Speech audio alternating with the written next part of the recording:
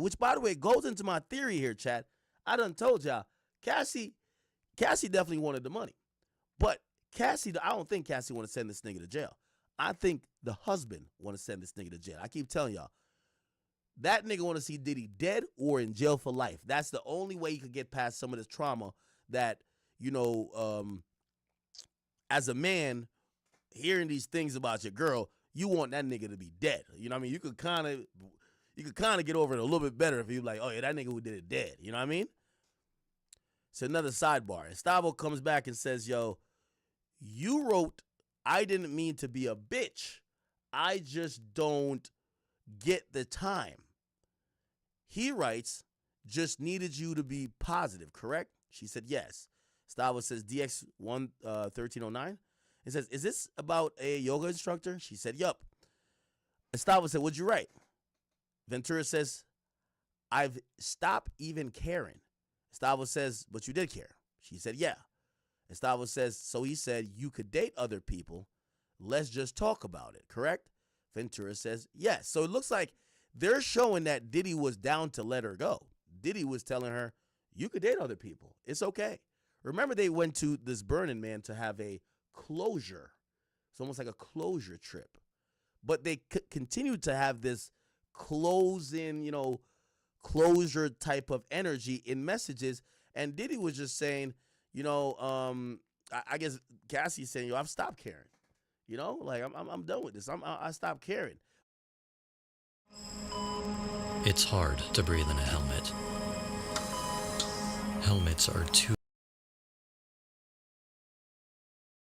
Cassie then wrote, I do love you. I would just prefer not being one of your bitches or your girlfriends.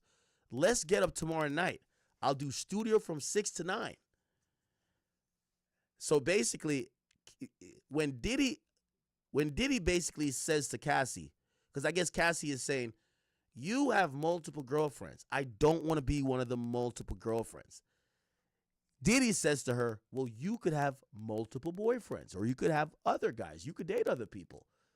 And Diddy says the only thing he said, let's just talk about it. So Diddy looked like he was down for her to do stuff with other people. She was saying, and I guess she was like playing chicken because she was acting. Remember, she was like, yeah, I've stopped caring. But she cared, right? So now she's like, I love you, but I would just prefer not being one of your girlfriends, okay? Estavo then says, he writes, can I hold you, or are you going to just break up with me? Estavo says, and you write back, we can embrace. And then they ask Cassie, you wanted to hug him, right? Cassie says, that's what I said. Estavo says, did you have sexual intercourse with Mr. Combs that night? She said, I did. Estavo says, and during that, your now husband FaceTimed you. So while Diddy is putting, he's dicking her down type shit, her current husband FaceTimes her during the fuck session, okay?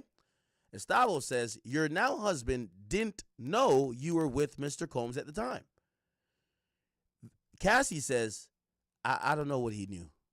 So basically, it looked like what happened, and what they're also establishing is that Cassie is a habitual liar, a drug addict, and a nympho. All of these things have been painting really well today and yesterday. They're saying, you got to remember, her now husband is Alex Fine. He is the guy who was a trainer that Diddy hired. So he knew at some point Diddy was with her, but clearly they're trying to establish your new boyfriend thought you broke up with Diddy, right? That's what they're trying to say. You're saying your now husband didn't know you were with Diddy at the time, right? And he said, oh, I don't know what he knew. And he said, well, later he discovered it, right? Now the AUSA realized, like, this seems more gossipy to kind of like hurt the feelings of the husband and kind of cause like where are you going with this? Objection. The judge actually overrules it. Estavo says, you don't, or you didn't tell your husband you were raped? Okay, so I guess they're saying you spoke with your husband or the guy you eventually married later and said, why didn't you tell me you were raped? She said, not that evening. Estavo says after Miss Porter's memorial service, you wrote to him that you were going home. Why had he called Kim his soulmate? What was the 11 years all about? So, by the way, this is 2018 now. This is around the time of the rape. So apparently she was done with all of this, right? And let's Google it. So when did Kim Porter die? Yeah, Kim Porter died in 2018. Looked like Cassie was severely hurt because she thought she was the number one for Diddy.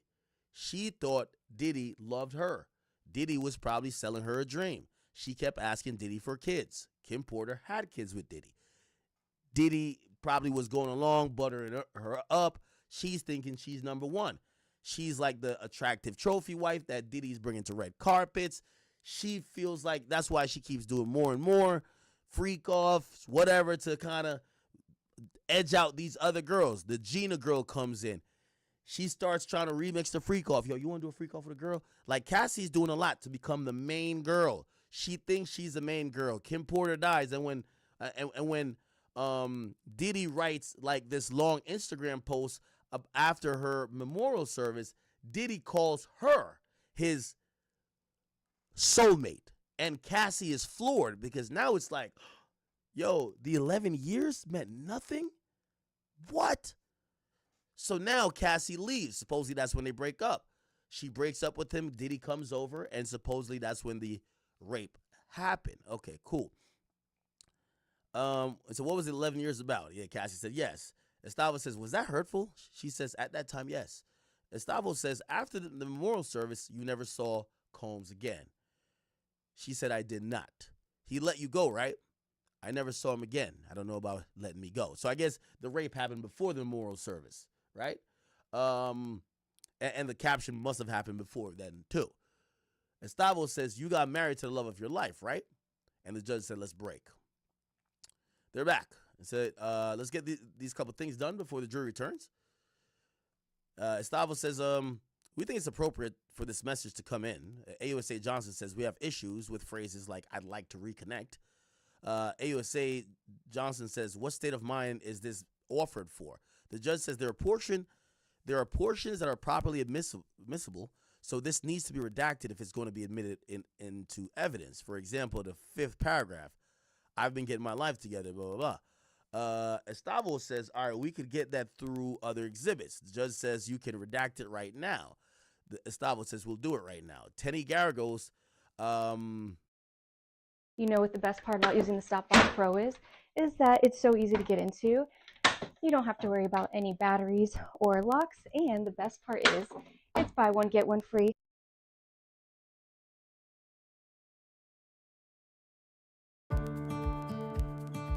Let's go! Let's go! Cassie says, whew, all right, thank you. Estavo says, I will read Mr. Combs' messages. You're going to make a beautiful mother. God bless. Cassie said, then I said, thank you. God bless. Cassie then says, I wrote, we should talk and have closure. Estavo says, Combs then sent a tear face emoji. He said, you were always my ride or die. Ventura says, I thought it was nice. Estavo says, you've been craving that, right? Cassie says, before. I don't think I was craving it now. So she's saying that Diddy calls her a ride or die. And he says, you were always my ride or die. And that made her feel good, right? That made her feel good. Estavo then says, you shaped you over 11 years, right? You shaped each other. Cassie says, yes. Estavo says, your husband's a physical trainer? Cassie says, yes. Estavo says, the house you grew up in Connecticut, was it relatively modest compared to mansions? She says, yes. Estavo says, you were preparing to tour. He changed her life. With a Matt Testa. Ventura says, yes, he's an engineer. Estavo says, once you settled your lawsuit, you canceled the tour, right? Cassie says, yes. So basically they're saying how her lifestyle changed after November when she got the 30 million from, or 20 million from Diddy. Estavo says, because you no longer needed the money, right? Cassie said that's not the reason why she canceled the tour. Estavo says after the hotel video came out, you posted an Instagram video saying that domestic violence is the issue, right? Cassie says, yes, I still feel that way. So, ooh, remember that? Remember that? So they're saying even Cassie was chalking this up to just domestic violence, not sex trafficking.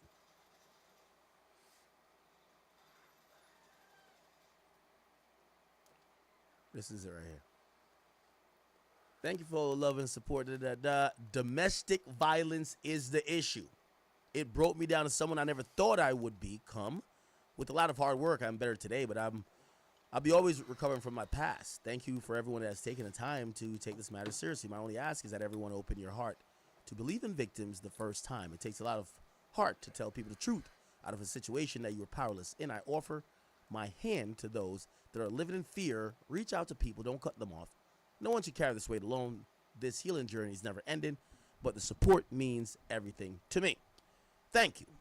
Okay. All right.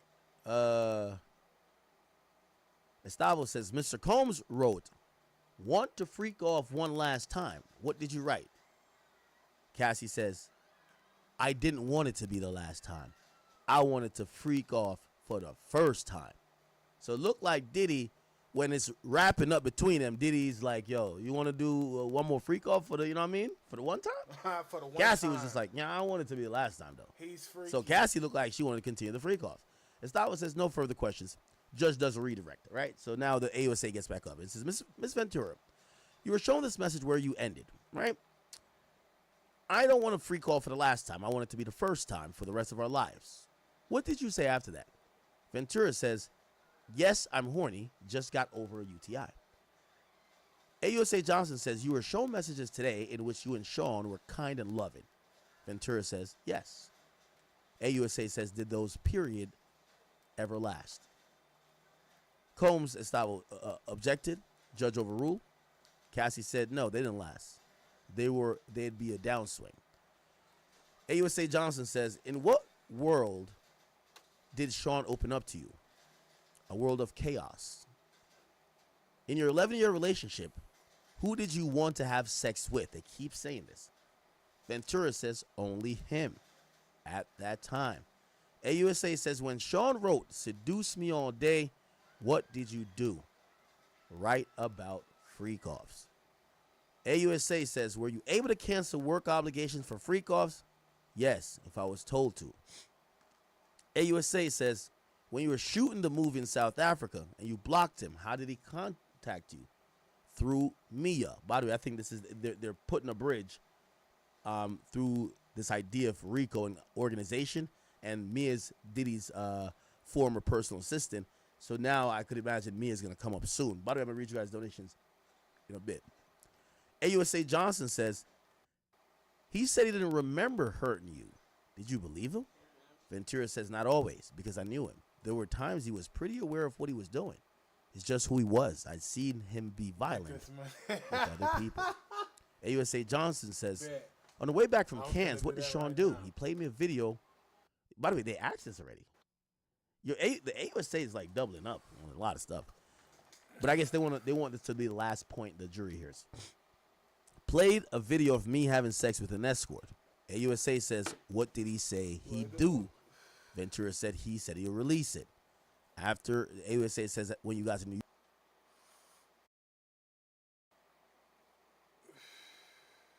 York. Your work won't wait. For the parts you need, or the reliability you depend on. Order genuine Cat parts online, anytime, anywhere.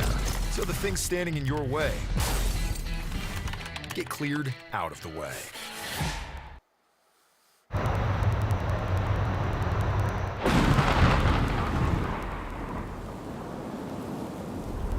I have no doubt. Don't tweet, AUSA that's says just after vagarize. Sean raped you on the 18th, did you later have consensual sex with Sean during which your now husband FaceTimed you? She says yes. AUSA Johnson say, why did you cancel the tour? Ventura says, because after I filed my civil suit, it was overwhelming. Addressing the past the way I chose to was overwhelming. I did not want to go. Did you plan to file more lawsuits? She said no. It's a garage for a nigga already had the AUSA tapes. Johnson said, would you give back the $20 million if you hadn't had to do freak-offs? Estavo says objection. Judge says overrule. Ventura says I would give it back to get my agency back. I guess it means my innocence back, right? AUSA says, did he beat you during the freak-offs? These ain't She nothing says but yes. She starts to 175, cry. 180. Ooh, okay. This is about to be a drop mic moment. You can tell. AUSA Johnson says, were you open to freak-offs at the beginning? She said at the beginning. AUSA says, did you tell him when you no longer wanted to do them? Yes, more than once. AUSA says, what concerns did you have about saying no to freak-offs? She said safety, career, love. See, my AUSA shit Johnson full of real says no cars. further question. Lamb truck, Judge says, Mr. Stavo, this is going to be a recross. And Carbon, Stavo says, wait, hold on. Escalade, CTV. You knew Mr. Tesla. Combs' sexual preference was these Understand? freak-offs, right? She said, well, I learned. And Stavo said it was C8. part of being his girlfriend, right? Lil Lamb. Cassie says, yeah. Lil And Stavo Scat. says, We got you the kept your Legend old Hellcat. device, Come right? on, man. We going She says, crazy. yeah. We got variety in this bitch. It's My 4 trucks in here is killing all your cars alone, gang. My 4 trucks is killing your whole lineup, gang. Let me show chat this shit, bro.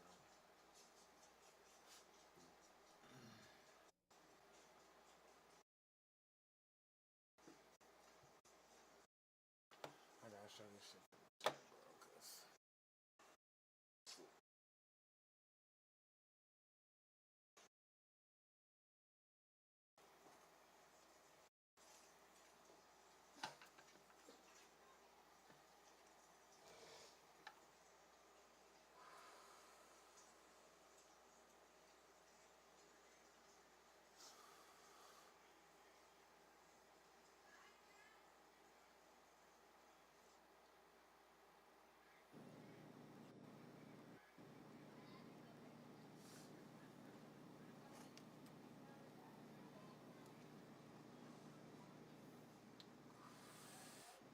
chat, tell me I ain't having flavor, gang. Tell me I ain't having flavor, gang. Take me to your garage, nigga. Come on, let's ride to your garage, nigga.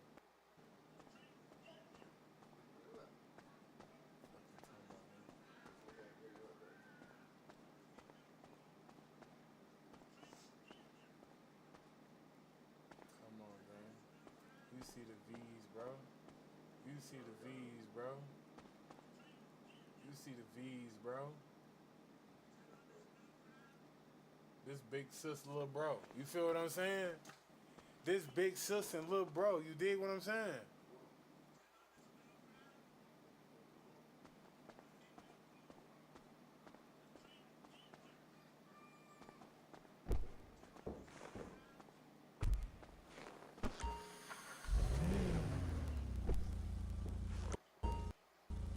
This big sis, little bro type shit. Mark your shit. Baby.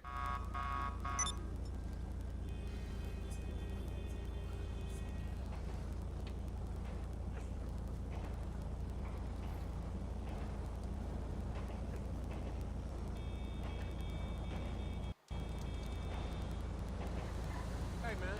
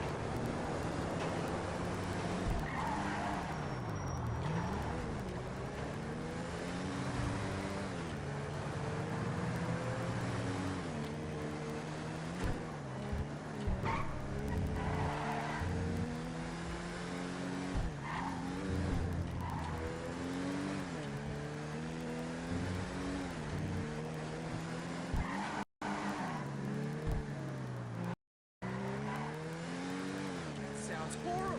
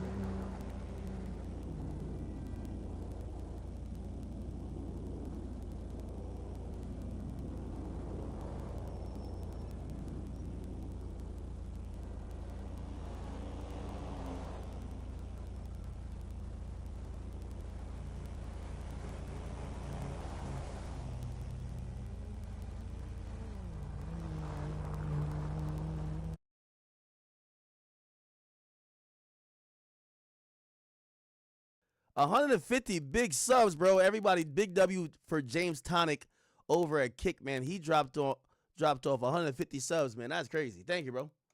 For me and for my growing family. And then I have a statement from Alex Fine. Over the past 5 days, the world has gotten to witness the strength and bravery of my wife, freeing herself of her past. There has been speculation online surrounding how it must feel for me to sit there and listen to my wife's testimony. I have felt so many things sitting there.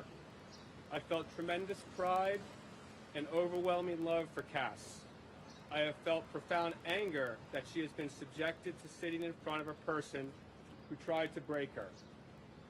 So, to him and all of those who helped him along the way, please know this: you did not. You did not break her spirit nor her smile that lights up every room. You did not break the souls of a mother who gives the best hugs and plays the silliest games with our little girls. You did not break the woman who has made me a better man. I did not save Cassie, as some have said.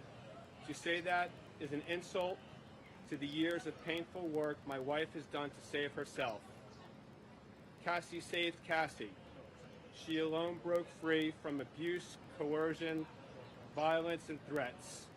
She did the work of fighting the demons that only a demon himself could have done to her.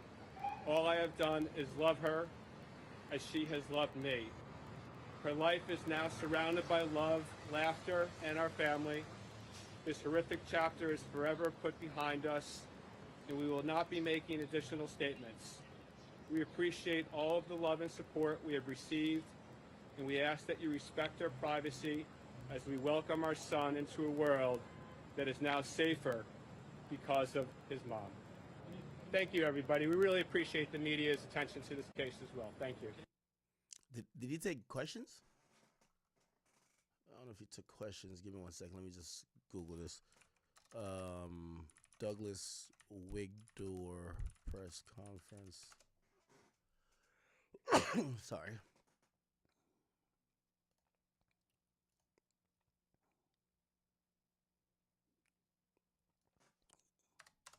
Douglas Wigdor.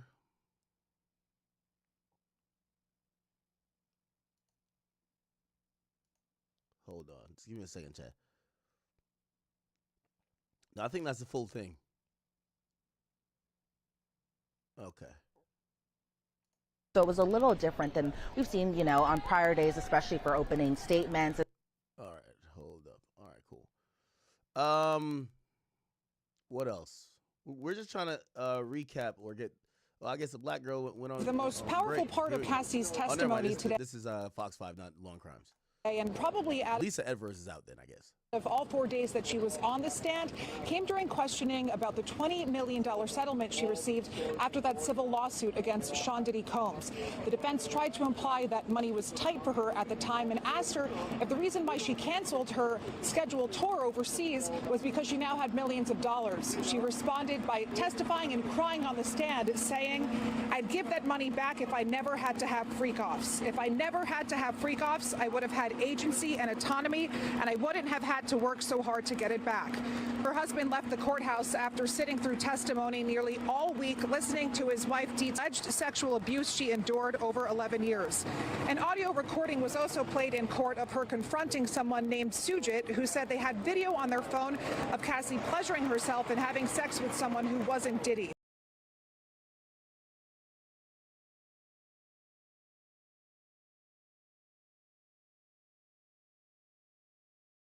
More texts between Diddy and Cassie were shown of Cassie showing enthusiasm for the freak-offs, not something she said she wanted to do, but did it to please Diddy as her career took a backseat, saying it became like another job, setting up the freak-offs, preparing for them, and recovering from them.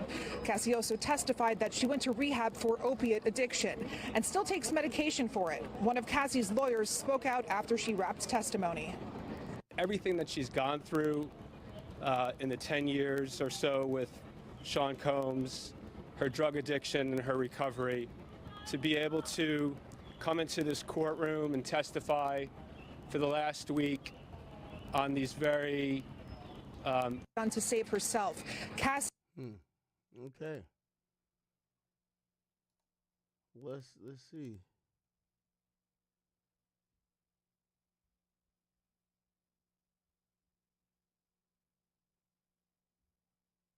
Yeah, we're just trying to get some more details about her testimony.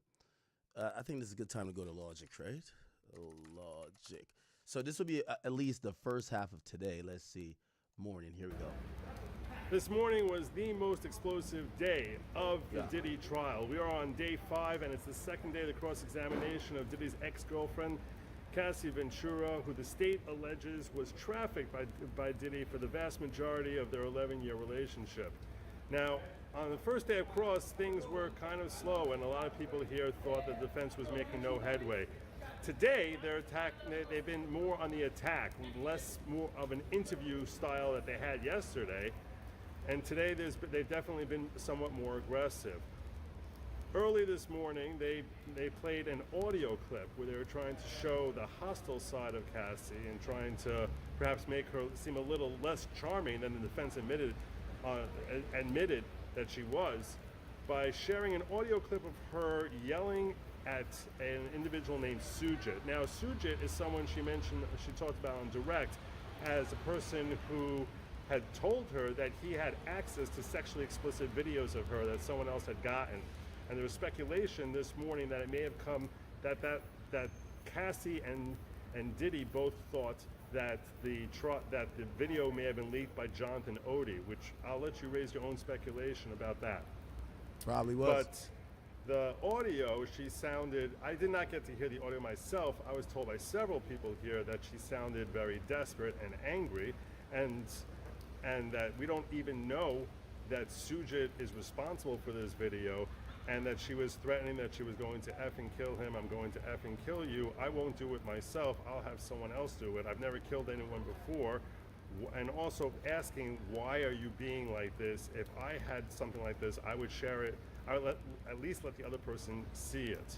So the audio, they said from the people who heard it, had a reaction of, it sounded like a woman who was very desperate about the fact that she was concerned that a humiliating video was about to be released publicly. So whether or not that had any impact on the jury is really anyone's guess. But if you're looking at the informal jury of the viewers from the trial who were sitting in the gallery, they seem to think that that was not like an overreaction given the nature of what she was facing in that particular moment, and that people say, I'm going to kill you all the time. So whether or not that impacted the jury, I don't know. But the other strategy that the defense has been taking today is that they have been trying to attack her memory and trying to relate and convey to the jury that her memory is not something that is any longer reliable. And how do they do that? Well, they brought up the fact that she's been through therapy, where she had neurotherapy, and they had electrodes that she said were basically placed on her head, and a second type of therapy, which was also designed to try and help her deal with memory issues and process through those memories. Now, on the one hand, you can say that the jury might take that, yeah, that's how much trauma she sustained as a result of the defendant. But on the other hand, their objective was to try and say that her memory is not reliable, specifically with reference to a sexual assault that she alleged happened in August of 2018, near the very end of her relationship with Diddy. She testified on direct that after having dinner with him, when they were going through their closure period, and when she brought him into her house, that he attacked her and she was screaming no, no, no as she was being sexually attacked, and that he finished and left. And she admitted that a month later, she engaged in consensual sex with him, which a lot of people raise eyebrows at. And when asked that question, she said, you don't just stop loving someone after 10 years. Well, that has been the focus of the testimony and the cross-examination from the latter part of the morning session here. Specifically, she was questioned about the fact that in her civil suit, the defense claims that she wrote that the attack did not happen in August of 2018, but in September. They also claim that she changed her testimony, that she had told the police that it happened in September, and that's what she wrote in her civil suit, but now she's testifying that it happened in August. This is consistent with what they were addressing earlier, that her memory is not really reliable. Or that she's manufacturing her testimony because they say, after you were shown something by the state a month ago, now you're coming in here and saying that it happened in August. And they showed further text messages designed to show that even down the stretch, a month later, on or around when she ended up engaging in consensual sex with Diddy, which what she says was consensual sex, and the state wants us to believe that the defense wants us to believe that there was never any assault at all, and that never happened. And they're trying to say, like, there's no implication from any of your text messages afterwards that he assaulted you. You seem to be completely fine with him and engaged with consensual sex. At this time, you were dating another man in September of 2018, and the point being that that she was cheating on him with Diddy, and that Diddy was okay with her dating another man, and that even while she was out with Diddy, she did not tell her then boyfriend, now husband, that she was out with him, and that he tried FaceTiming her while she was out with him, and asked her, did you have sex with him? Were you having sex with him while your boyfriend was trying to FaceTime you? And she said, I don't remember what we were doing. I know I was with him when he tried FaceTiming me. So the objective here is to show that she's not quite the virtuous saint that she seems to have been portraying on the stand for the last 4 days, and furthermore that her memory is not trustworthy. One final point I want to give to you is that they were asking her during this section, when they were talking about her feelings for him down that stretch after the alleged sexual assault, that they said, did you hate him? And she said no. They said, do you hate him today? And